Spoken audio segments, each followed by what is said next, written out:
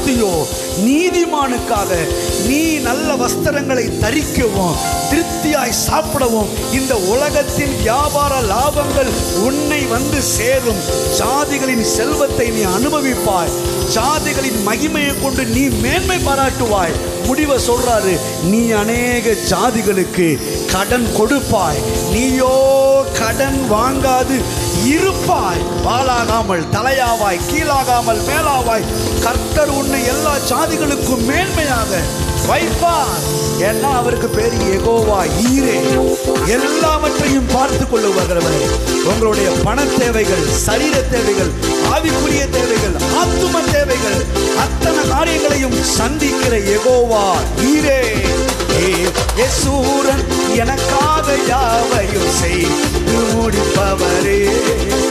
ஓ யேசூரன்